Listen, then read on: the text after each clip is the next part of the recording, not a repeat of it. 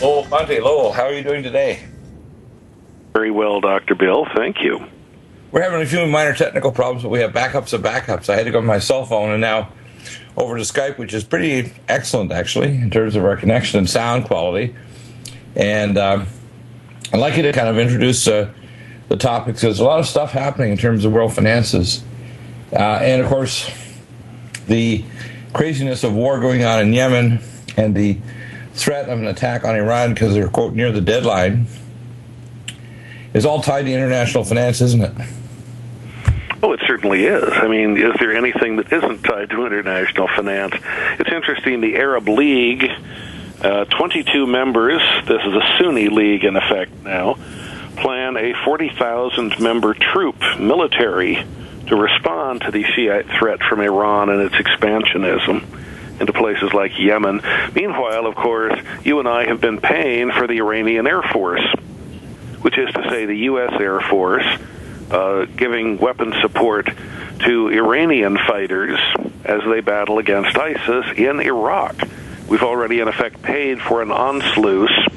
That's what they called it when Hitler took over Austria before World War II. Well, we've already seen a Shiite Anschluss of 20,000 troops and 101.3 million people flooding from Iran into Iraq, into the majority of which is Shiite, like Iran.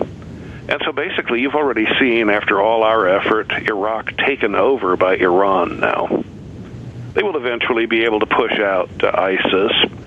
Probably doesn't matter that much to them. But then the hard part will be pushing out the Iranians. I don't think it's going to happen. It turns out that if you look at the population distribution across Iraq, 85% of the population are Shiite, and their physical territory is right over the oil fields, and the other area is Kurdistan, which is now an autonomous territory that has enough money for the oil fields. It has quite a bit of military hardware. So that's where a lot of the Christians are escaping to from Mosul.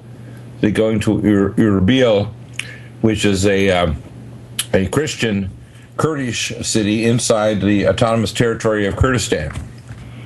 Yes, Americans are prone to forget that if you look at the history of the Crusades, the last Crusaders were pushed out of Jerusalem by a great Muslim general and some say statesman called Saladin. Saladin was not an Arab in the usual sense. Saladin was a Kurd. Right.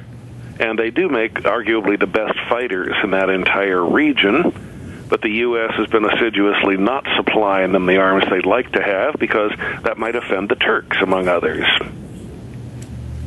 I think the Turks are so corrupt and so much involved with the Saudi Arabians and trying to not help the Christians in the area, in Syria, and to try, and they're not really trying to even fully engage Syria because they know the consequences of that. Yeah, well, there are a lot of people who would not like to see the Kurds expand. This is what happens when you have, in particular, Western diplomats after World War I going in and drawing new national boundaries that never existed before in that part of the world, creating, in effect, Iraq as we now see it out of whole cloth and so on, and just conveniently omitting certain people like the Kurds. But the Kurd Peshmerga militia, Peshmerga meaning those who face death, is an incredibly formidable fighting force. Even with inferior weapons, they're occasionally able to push ISIS back. Yeah, in fact, people need to know the real history. The Kurds, it was the Medo-Persian Empire. The Kurds are actually the Medes, and their capital was Esfahan. The Kurds are actually Caucasian, and so are the Persians. They're not Arab, and they're not Egyptian. People don't understand that. That's why, even with inferior weapons and armaments, the Iranians would even had prepared their young teenage boys, and they were called their burial garments, and they didn't have enough weapons, so they just say when your fellow falls in front of you, pick up his gun and run toward the Iraqis when they had the Iraq-Iran war, which, by the way, we pushed that war and created out of nothing. Well, if Jimmy Carter had not it played a part in toppling the Shah of Iran, that war would never have happened. Likewise, the Soviet invasion of Afghanistan would never have happened, out of which came groups like Al-Qaeda. So, I mean, you can draw a line from Jimmy Carter to the terrorist attacks on the World Trade Center and the Pentagon in 2001.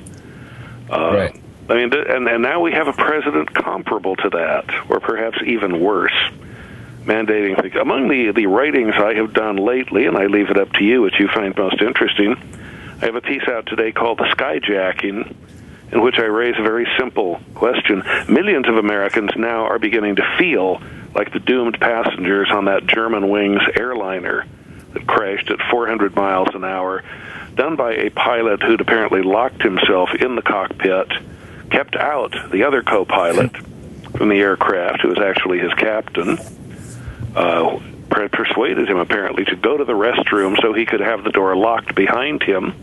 And we had done such a good job making those doors skyjacker-proof that no one could get in to stop him from crashing the plane. Well, what do we have now? We have a president who has ineffectively locked the door to the cockpit of the American airship. Congress is not allowed in to do anything to stop him. He is flying the plane on his own with his own ego and incompetence. Unless, of course, you assume that his real objective is what's happening, which is to create a world, especially in that region, where, as one diplomat recently said, it is more dangerous to be America's friend than to be America's enemy. We have lost so much stature in that part of the world. Well, there's several different things you could raise as a question out of this. The first is, I know that all airlines in the world have got remote piloting control systems, including Boeing Aerospace and Airbus from Europe. And that's been that way for 35 years. Mm-hmm. Since the terrorist activities in the 70s. And so what happens is, the first question you ask is, why didn't they take over the aircraft? Secondly, how could they be so stupid as to have a fail-safe system that doesn't allow them to get around it and open up the cabin for one of the pilot or co-pilot off just to use the bathroom, which is not in the front cockpit? And then the third question is, the plane was already checked out mechanically that same day, so they know it wasn't mechanical failure. The question I would ask, and maybe you have some theories on it, but I have in mind, why would they want to bring a Germanwings aircraft down, and why would then the president of France and Germany visit the crash site afterward, which is very unusual, and it's right around the time when we're seeing Germany vacillate whether or not they're going to be allied with Russia or not. And well, obviously the plane crashed in France, which is what would involve a French right, but my question is and it was a German plane, so that would explain the German entity. Right, but they're trying to use the idea that this guy was suicidal, but, you know, and of course they have enough cover to say, look, this guy's had a history, he had these issues, but I get very suspicious when I think, okay, if it was evident to his fellow colleagues that he was having depression, they wouldn't just leave him in control of an aircraft. And most people don't realize that pilots really don't fly aircraft anymore. They just land off and take off. They take off and land, and that's it. And even then, there's a lot of what we call computerized guidance systems that are bringing it in. What they do basically is they lock on to the highways in the sky, and the aircraft is basically flying by an autopilot. And this idea that he could, and he wasn't near a landing area where he was coming into landing sequence, so the control towers would know this aircraft was off his normal pathways. So my suspicion is thinking like a conspiracy theorist, that may have something to do with Germany.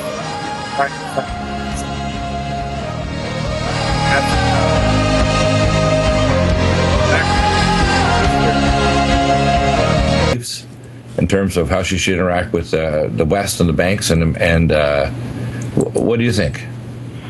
Well, remember, this is a German chancellor who grew up in East Germany.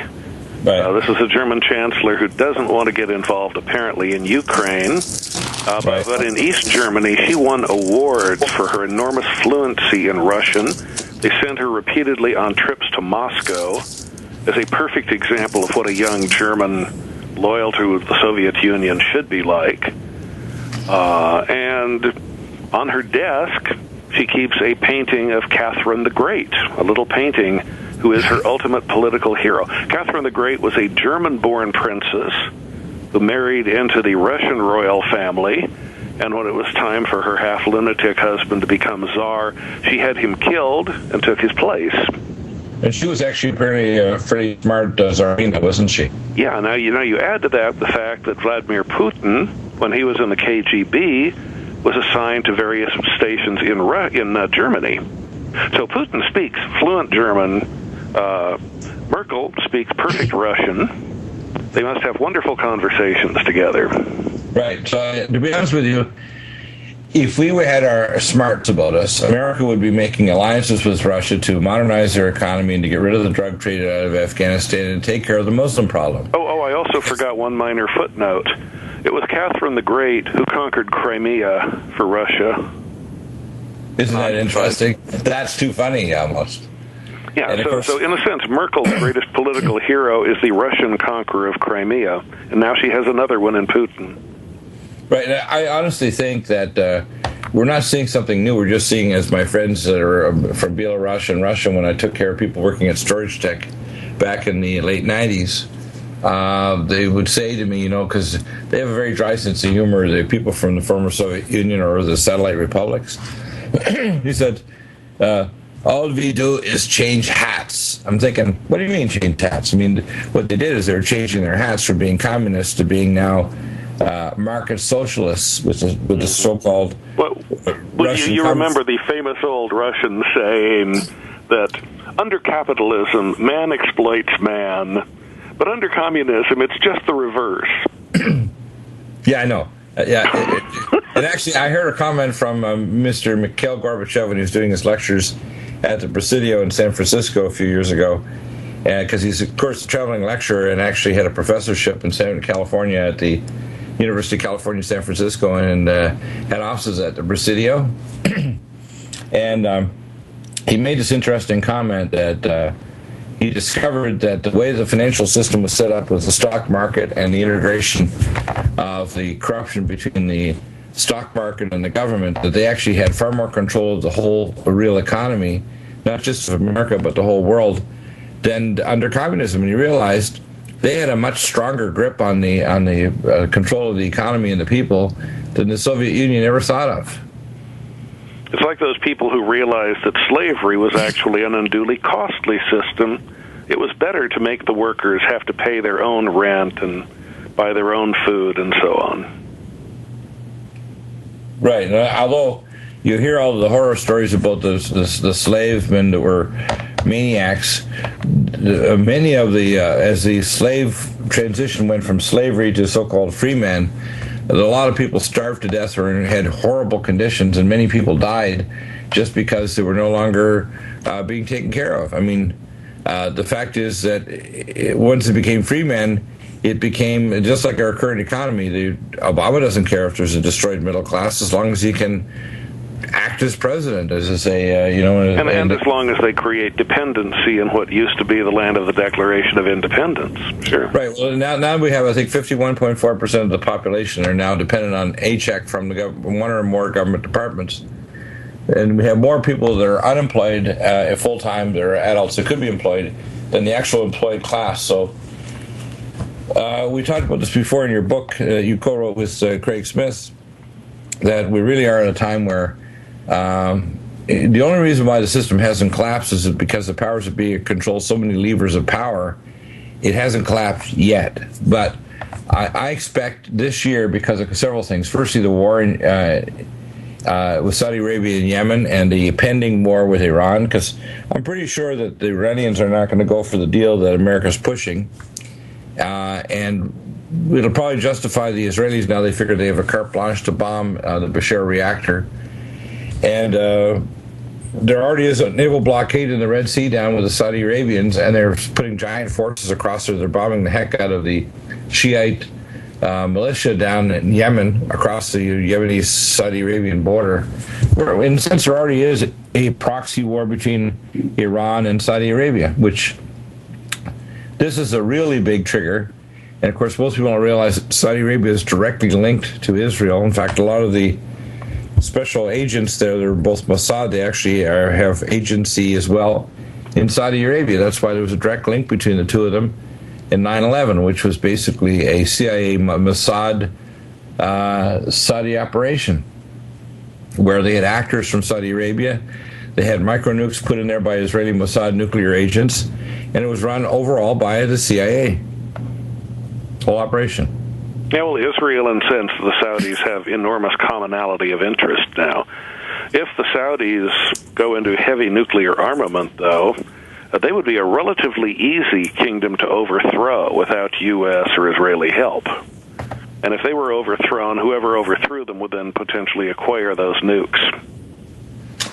Yeah. So Barack Obama, in the name of peace, has created an astonishingly dangerous environment, theoretically, one where we will see nuclear proliferation, and we will also, if Israel is ever pushed to the edge of the sea by any kind of nuclear attack, they have more than 1,200 nukes of their own with which to retaliate. Isn't it interesting, by the way, that Barack Obama released quasi-classified information about Israel's nuclear arsenal? Yeah, and I think he did that because he's determined to go out of presidential office, maybe to a higher office in the United Nations, he thinks, by partitioning the state of Israel and the city of Jerusalem, which will qualify him, by the way, as probably the best candidate in the last 2 millennia for the Antichrist. Yeah, the logic, of course, in divulging what everybody knew but nobody officially admitted, Israel's nuclear arsenal, you open up two lines of argument. Number one, if Israel's already got nukes, why do you object to Iran getting nukes? Well, because they're insane, for one thing. And the other argument, of course, is if we're not going to allow Iran to get nukes, then we should take away Israel's nukes, too. Yeah, just to make it fair. The Israelis, as aggressive as they are, in some ways I think they're more aggressive than they should be. In other ways, they're much less. And I'll just kind of lay out what I would do. If I was the president, I would annex the entire territory of the Abrahamic Covenant, and I would annex the state of Israel as another state of the United States. That would maybe the Joint Chiefs of Staff go to sleep at night. I would then go and do a surgical attack to surgically excise every single Muslim weapons cache and make certain CIA and academy and Lowell, that article you wrote that we talked about in the first segments on skyjacking by Lowell Ponte talks about the voice recorder and so on, the Lone Deranger, etc., Cuba and Caligula. Like it kind of goes through some more details of this article and what all this means. Well, what it means is we've basically got a madman in the cockpit, just like the people did on Germanwings, who decided to use the autopilot. You were mentioning the autopilot. He set the autopilot to descend over 8 minutes from 38,000 feet down to, what was it, 96 feet above the ground, which means in a mountainous environment, to crash the plane. Right. There was no way the plane could fly at 96 feet there. So he was using the autopilot. Now, whether they actually... That was a pretty old plane, by the way. That had a lot of hours on it. I'm not sure it was fully equipped, so it could be taken over by autopilot.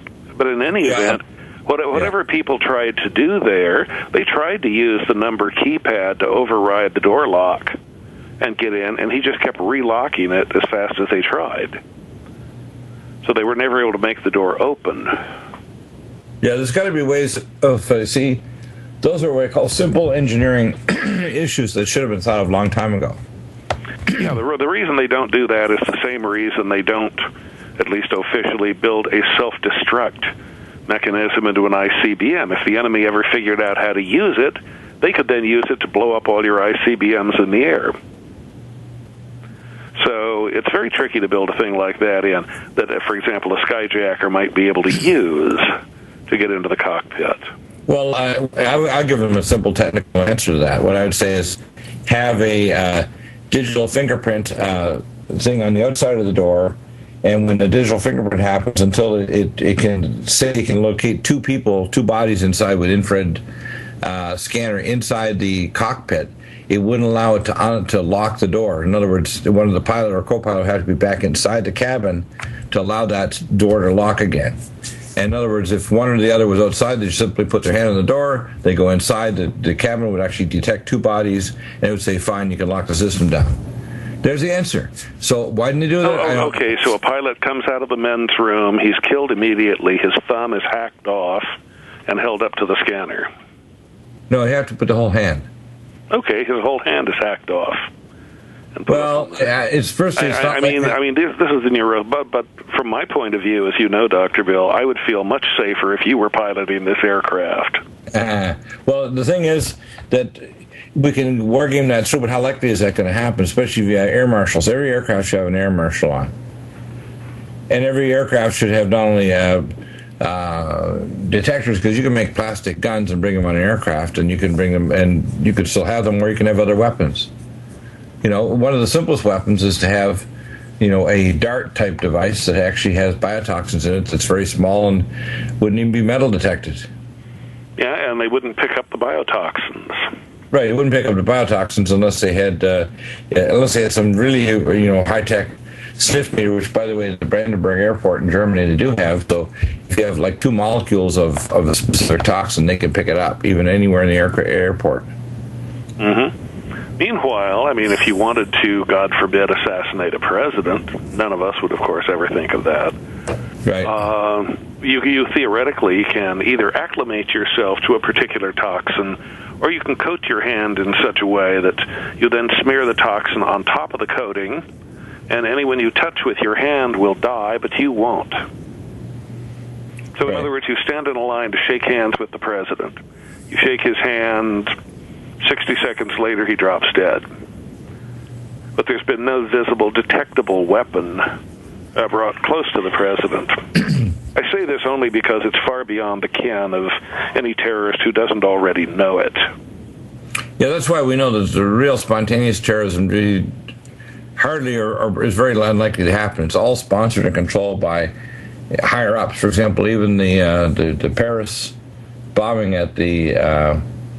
Charlie Hebdo, yeah. Charlie Hebdo facility, we know that those 2 brothers were actually being managed by CIA, and they were Yemeni. And of course, the British were trying to extradite even the imam in France that was actually involved with these guys. So it's not like it was. It's not like it was something that happened spontaneously. It was being managed, just like all these things are managed. So I'm not sure which thesis is correct, but it's like the old story, I smell a rat, or as they say, it's not just fish that smell bad at a seaport in Denmark. There's something very fishy about this whole process, and the timing related to Russia is scary. And of course, the Russians now are pulling now the dollar. Tell us about that, because that's the latest news I've been following. Is the Russians have decided to finally yank the dollar. They're kind of dumping it out of their currency. And, the Russians are making all kinds of business deals where they're bartering with the Chinese and doing other deals. They set up this bank with $100 billion in it to start doing finances for credit for the BRICS nations. So, I don't know how well they're going to succeed, but certainly... And we've just seen countries like Great Britain join the new Chinese special bank, too. Over the official objections of the United States. By the way, a lot of these things we talk about in our latest book, Don't Bank on It, The Unsafe World of 21st Century Banking, just how unsafe your bank account really is unless you take a few obvious precautionary steps that could protect you. This is why we just want to arm people with information. That's why we give the book away absolutely free to smart listeners like those on your show.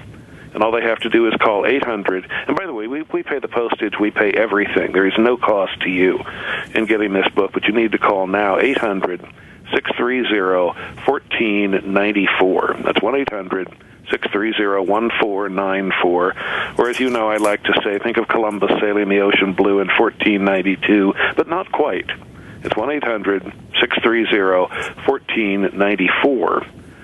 And we'll be happy to arm you with the book, just because my co-author Craig Smith and I are trying to save the Republic, save what's left of freedom here and sound money and so on for our children and grandchildren, and of course for Dr. Bill's. Exactly. What I'm going to be doing, too, is I'll be having, I used to have Ted on regularly with Bob Chapman, and Ted is so busy now. I'll be bringing on one of the senior gold people from there, but I personally recommend a third of your financials should be in gold and silver, a third of it in prepper supplies, and a third in a market that you can get out quickly. That you shouldn't be, how can I say, kind of locked into the market in such a way, whether it's a pension fund or whatever, in anything denominated in dollars, because you're going to get killed. Yeah, I would qualify. Oh, yeah, dollars is suicidal. Anything they can run off a printing press in Washington or anything denominated in dollars will not be safe. But I would add to what you've said, there are certain nutrients, nutraceuticals, that can be vital to your survival in a crisis. Well, you should include that under food. That's part of what I call prepping. Prepping, we have, for example, long-term food storage of our ageless life support glycemics, but also the things to keep yourself healthy in a very stressful and sick situation where, you know, one of the first things that happens is not only infrastructure breaks down, but the healthcare system. Yeah, you don't want to trust your health to Obamacare in any sense, especially when you're able to do a great deal to maintain your own health by the kind of things you offer, Dr. Bill. Well, yeah, a lot of time, for example, as I said, 20% of the time that maybe 5% or 10% of the drugs that are given are used appropriately, and the rest of the time they're either dangerous or completely unnecessary or meddlesome.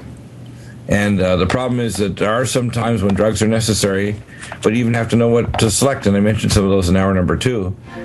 The problem is that you want to actually have nutraceuticals to keep yourself healthy, and you want to get yourself in a position where you're managing your wellness now so you're not dependent when the system flies apart.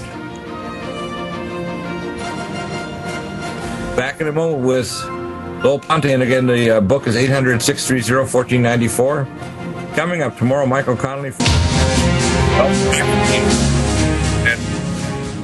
Well, I think if you're going to summarize advice for 2015, because I think, trying to pick out the high points, we're already in a proxy war between Iran and Saudi Arabia, and the Sunni Shiite war is on. We see Israel very nervous, and justifiably nervous. I know. Let's put it this way: Netanyahu would not win a personality contest. But the fact is, if you were in their neighborhood, surrounded by crazy Muslim nations that want to destroy you, and Hamas, even though Hamas was originally started by Israel, they're crazy and they want to annihilate Israel. So the fact is that if you lived in their territory, I would be considerably more aggressive than the current Israelis, not less. Well, I've been there a fair amount as a journalist, and they have an old saying in Israel: they're either at your feet or at your throat. If you are showing great strength, they'll be at your feet. If you show any weakness whatever, they'll be at your throat. And you'd much rather have them at your feet. So no, you're absolutely right. People accuse... In fact, the Atlantic magazine has one of these self-hating Jews as their main correspondent on Middle Eastern issues. His name is Goldberg, Jeffrey Goldberg. And he did a piece last October interviewing U.S. unnamed high officials inside the Obama administration who were boasting that they had been able, by threats and intimidation, to keep Benjamin Netanyahu from preemptively attacking Iran. And now, they said happily, it's too late. Iran is too dug in, their weapons are too deep, they're too dispersed. Israel no longer has enough force to be able to take them out, unless, of course, it went in with nuclear weapons of its own. Well, God, you heard threats as recent as late last year that the Obama administration was quietly saying, if Israel tries to attack Iran, we and our fleet in the Persian Gulf, we will shoot down the Israeli planes. Oh, I think the Muslims will love that. We got to understand that Obama's a closet Muslim anyway. And apparently a Shiite Muslim at that. Right. And probably a 12er, probably part of the Iranian leadership who believes they can bring the final triumph of Islam by bringing the Mahdi. If they start a nuclear war, the Mahdi will conquer the world for Islam with fire and sword. Well, that's why Ahmadinejad was professing these things. A lot of people think he's kind of an anomaly. In fact, he's actually the standard belief system of Iranian Shiite Islam. It's not just Iran; it's all the surrounding Shiite nations all believe the same garbage. Well, this is why, in fact, I did a column, and by the way, my column has nothing whatever to do with Craig Smith or his company. This is solely my point of view, but it's ominous to realize just how similar it is to have a crazy pilot of that airliner, that Germanwings airliner, and we have here a pilot who has basically slammed the cockpit door and locked it against Congress and others. Right. And he's flying the plane himself.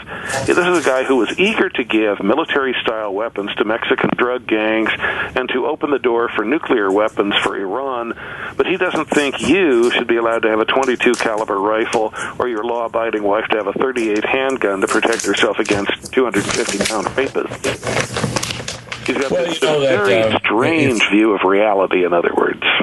He's a very evil man. Is what we have to understand. He's not just a stupid man. He's very evil, and he's actually a high achiever because he's actually achieving what he wants to, which is the destruction of the United States as a constitutional republic.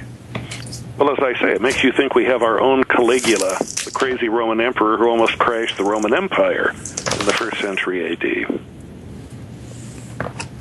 That's true, isn't it? Caligula almost did that. And of course, it took, I think it was 400 or 500 more years for it to finally totally crash. Yeah, if you think back, though, the way this has worked with the liberal media, this is my own hypothesis only, the reason the skyjackers were able to do what they did on 9/11 was we had a policy, and the policy was if somebody tries to skyjack your plane, let them, because they're just going to fly it to Cuba, and when Cuba's paid a ransom by the insurance companies, it will release all the passengers on the plane back to the U.S. unharmed, and it'll all be okay. They didn't realize that these guys were not hijacking the plane to Cuba. I mean, and the same with Obama. You know, the media thinks, oh, he's just a leftist. He's just going to try to move our country 23 steps to the left, more like Cuba. Surely he doesn't intend to crash the plane and kill everybody. But in fact, in the case of Obama, he may indeed be planning to crash the plane and kill everybody.